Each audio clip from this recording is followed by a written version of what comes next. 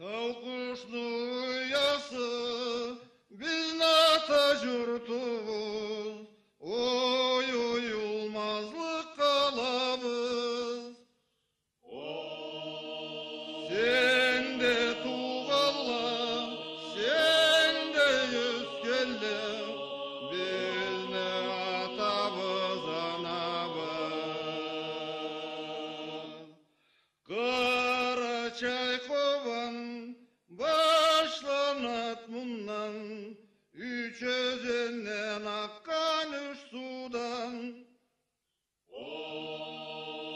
Karaçay kalkma kertata jurtu, harç jurta kurzu kuçkulan.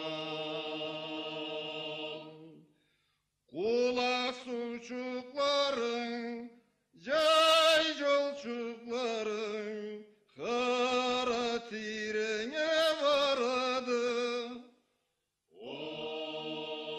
Atal eşleyen köp sattın ente, külden körür çaturadı.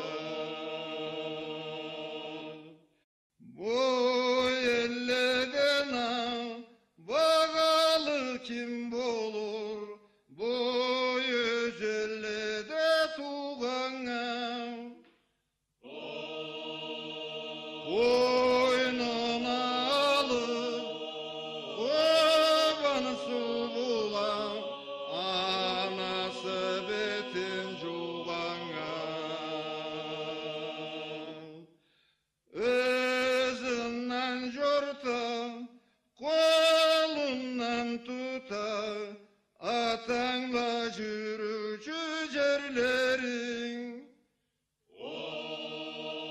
Birbirini sürer, çaldışla gamine, sabilik doynavşu tenlerin. Yeskata jurtumuz, bağalı elimiz, Karaçay senden şaşılgan. Karaçay kalkma